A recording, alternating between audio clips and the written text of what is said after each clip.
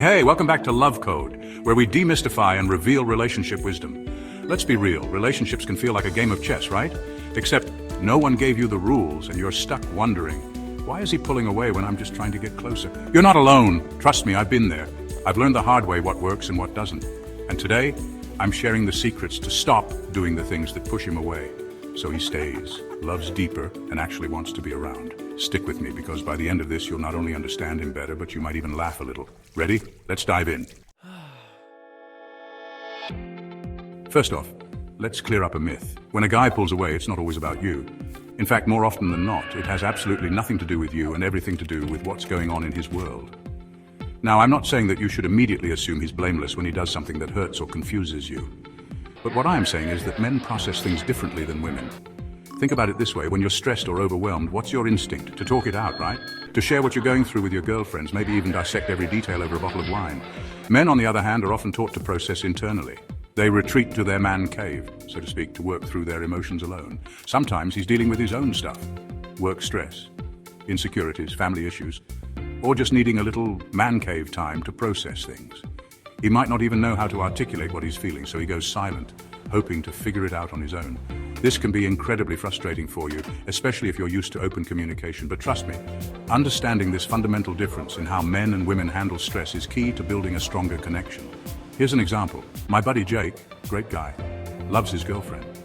But whenever work stress hit, he goes silent. He'd disappear into his man cave, which was actually just his PlayStation and a bag of chips, and his girlfriend would be left feeling completely abandoned. She'd start to spiral, thinking, he's not talking to me. He must be losing interest. Maybe he met someone else. It created this whole drama in her head that wasn't even remotely close to the truth. The reality was, Jake just needed some space to decompress. He wasn't running away from her. He was running towards a solution, even if that solution was just beating his high score on a video game. He just didn't know how to communicate that need effectively. Now, this doesn't mean Jake's behavior was perfect, far from it. He could have definitely handled the situation better by saying something like, "Babe, work is nuts right now. I need a couple of hours to clear my head, but how about we connect later tonight?" But the point is, his girlfriend initially took his silence personally, which only made things worse. She started texting him non-stop. "Are you okay? Did I do something wrong? Why aren't you replying?" Poor Jake felt so overwhelmed, he joked he needed a vacation. Alone. Lesson? Men pull away to recharge, not reject, so don't take it personally. Give him space to breathe and he'll come back around. Okay, first on the stop list, chasing. This is a big one, ladies, so listen up. Chasing a man is like trying to nail jelly to a wall. It's messy, frustrating, and ultimately pointless. It comes from a good place, of course. You feel him pulling away, and your instinct is to pull him back closer. You want to understand what's going on, make sure he's okay, and reassure him that you're still there. But here's the thing. Chasing him only pushes him further away. Imagine this: you're at a dog park and your dog takes off. You start running after him, yelling his name. Does he stop? No, he thinks it's a game and runs faster. He gets this surge of adrenaline and excitement from the chase, even if you're just trying to clip his leash back on. That's what chasing feels like to men. It triggers their fight or flight response. When you're constantly reaching out, questioning his every move and trying to control the situation, it feels like pressure, not love. He starts to feel suffocated, like he can't breathe. And what happens when you feel suffocated? You pull away to get some air. When you send 5 texts in a row like, "Hey, just checking in," followed by, "Are you mad at me? And why aren't you answering me?" You're not pulling him closer. You're giving him anxiety.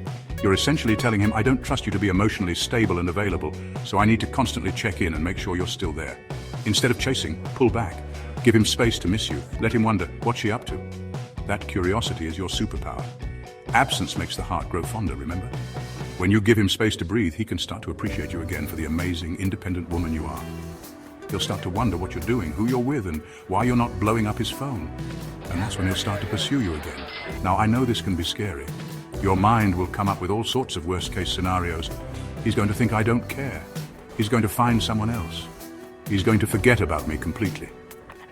But trust me, if he's the right guy for you, a little space isn't going to scare him off. In fact, it might be the very thing that makes him realize just how much he wants you in his life.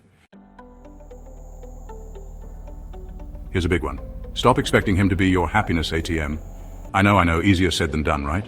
We all want to be loved and cherished, to have someone special who makes us feel like we're on top of the world. And it's easy to fall into the trap of thinking, if he really loves me, he'll make me happy. But here's the thing. That kind of pressure is a recipe for disaster. Think about it. How much pressure would you feel if someone said, "Your job is to make me happy 24/7? It'd be exhausting, right? You'd constantly be walking on eggshells, worried about saying or doing the wrong thing, terrified of messing up and being the source of their unhappiness. Not exactly a recipe for a fun, carefree relationship, is it? When you put that kind of pressure on a man, you're essentially saying, my happiness depends entirely on you. And that's a lot of responsibility for anyone to bear, let alone someone you're supposed to be building a life with. It can lead to feelings of resentment, guilt, and even anger. He might start to feel trapped, like he can't be himself for fear of disappointing you. One woman I coached used to cancel plans with friends, hobbies, even gym sessions, just to spend time with her boyfriend. She thought it would make him happy, that he'd be flattered by her devotion and commitment. But instead, he felt smothered and guilty, like her entire world depended on him. He loved her, but he also needed to breathe. He had his own interests, friends, and passions, and he felt like she was asking him to give all of that up just to be with her. The irony is, when you make him your sole source of happiness, you actually become less attractive to him. Men are drawn to women who are confident, independent, and have a strong sense of self. They want a partner, not a project. When you find joy in your own life, guess what happens? You become magnetic. You radiate this energy that is incredibly attractive to men. You'll want to be part of that glow, not the source of it. So invest in yourself. Pick up that hobby you've been neglecting. Call your friends and plan a night out. Book that yoga class or go for a run in the park. Do things that make you feel good and watch how your relationship transforms. Raise your hand if you've ever analyzed a text like it's a secret code. He said, K, cool. Does that mean he's mad, bored, breaking up with me? Girl, put down the magnifying glass and step away from the text messages. Overanalyzing is a trap that so many of us fall into, especially in the age of social media and instant communication. We dissect every emoji, every word choice, every pause in the conversation, trying to find hidden meanings and secret messages. But here's the truth. Most of the time, there's nothing to analyze. Men are simple creatures. They say what they mean, and they mean what they say. K cool means K cool. It doesn't mean he's secretly planning your demise or plotting his escape. It means he acknowledged your message and is moving on with his day. Stop assigning deeper meaning to every syllable and start taking his words at face value. The more you overthink, the more you're telling yourself a story that may not even be true. You're creating drama where there is none, and that drama can poison your relationship. It can lead to unnecessary arguments, insecurities, and doubts that wouldn't even exist if you just took a deep breath and relaxed. Instead of obsessing over his every text, focus on the facts. Is he generally consistent? Does he show up for you? Does he make an effort to spend time with you, communicate with you, and be there for you when you need him? If the answer is yes, then give him the benefit of the doubt. He's probably not trying to send you secret messages through his emoji choices. He's probably just trying to, live his life. Now, if the answer to those questions is no, if he's consistently inconsistent, if he's hot and cold, if he's always leaving you hanging, then that's a different story. That's a red flag and it's worth addressing. But if he's generally a good guy who treats you well, then cut him some slack and stop overanalyzing every little thing he does. Chapter 5. Stop trying to control the outcome. This one's tough, but crucial. Stop trying to force the relationship into what you think it should be. We all have these timelines in our heads, these expectations for how relationships are supposed to progress. We meet someone, we go on a few dates, we become exclusive, we say, I love you, we move in together, we get married, we have 2.5 kids and a dog named Sparky. But here's the thing. Life rarely follows our carefully crafted timelines, and trying to force it to only leads to disappointment. Picture this. You're on a date, and instead of enjoying the moment, you're thinking, when is he going to call me his girlfriend? When will he introduce me to his friends? When will he say he loves me?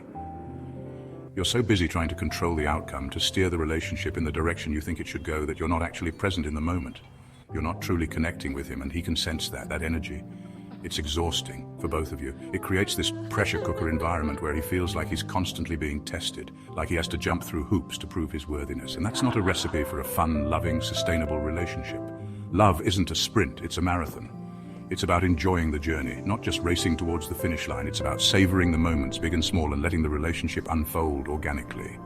When you stop gripping the steering wheel so tight, you both get to enjoy the ride. You can relax, be yourself, and let the relationship flow naturally. You can appreciate him for who he is, not who you want him to be. And that's when the magic really happens. Chapter 6. What to do instead. All right, so we've talked about the things to stop doing. But what about the things you should be doing? How do you create a healthy, loving relationship where he feels seen, appreciated, and wants to stick around? Here are a few key things to keep in mind. 1. Invest in yourself. Remember what we talked about earlier? Don't make him your sole source of happiness. Focus on building a fulfilling life for yourself, independent of your relationship. Pick up that hobby, call your friends, or book that yoga class. A fulfilled you is an attractive you. When you're happy with yourself, when you're pursuing your passions and living a life you love, you become irresistible. You radiate confidence, independence, and joy, and that's incredibly attractive to men. 2, speak openly. Communication is key in any relationship, but it's especially important when you're feeling insecure or unsure. When he does lean in, communicate from a place of love, not blame. For example, instead of saying, "You're always so distant. What's wrong with you?" Try something like, "I care about us and just want to understand what you're feeling." See the difference? One approach is accusatory and puts him on the defensive, while the other is open, honest, and invites him to share his feelings. 3, respect his space. Just as you need your alone time to recharge, so does he. If he needs a little space, give it to him. Don't bombard him with texts, calls, or demands for attention. Let him have his time to process, de-stress, and reconnect with himself. He'll come back stronger. And when he does, you'll both feel the difference. Remember, absence makes the heart grow fonder. Chapter 7, The Magic of Space. Let me tell you a secret. Space is sexy. It's in those quiet moments apart that he realizes, wow, I really miss her. When you're always there, always available, it's easy for him to take you for granted. But when you step back and give him a chance to miss you, to realize what life is like without you, it shifts the dynamic of the relationship. One client of mine was on the verge of breaking up with her boyfriend. They were constantly arguing. She felt suffocated, and he felt like he couldn't do anything right. She was ready to throw in the towel, but I told her to try one last thing, give him the space he'd been asking for. No texts, no calls, no dropping by his apartment just to say hi. Complete radio silence for 2 weeks. She was terrified. She thought for sure he'd take it as a sign that she didn't care and move on with his life. But she trusted me, and she took the leap. For 2 weeks, she focused on herself. She went to the gym, caught up with friends, and even booked that solo trip to Europe she'd always dreamed of. She was nervous, but she was also determined to prove to herself and to him that she could be happy and fulfilled without him. 2 weeks later, he came back with a bouquet of her favorite flowers and a heartfelt apology. He'd had time to miss her, to realize how much she meant to him, and to appreciate all the things he'd been taking for granted. They talked openly and honestly about what had gone wrong, and they committed to making changes to improve their relationship. Why did it work? Because she didn't chase. She trusted the connection to bring him back. She gave him the space to realize what he was missing, and in doing so, she reignited the spark that had been fading. Space isn't about playing games or manipulating him. It's about giving both of you the opportunity to breathe, to reconnect with yourselves, and to come back to the relationship stronger than ever. The secret to building lasting love. So, to recap, stop chasing, stop overanalyzing, and stop making him your whole world. Start thriving as the amazing woman you are, and let him see why you're worth choosing every day. Remember, the most attractive thing you can be is your most authentic self. When you embrace your worth, set healthy boundaries, and focus on building a fulfilling life, you become a magnet for love. If this resonated with you, hit that like button, share it with a friend who needs to hear this, and subscribe for more insights. What's one behavior you're working to change? Drop it in the comments. I'd love to hear your story. Thanks for watching, and remember, the best love starts with loving yourself. See you next time.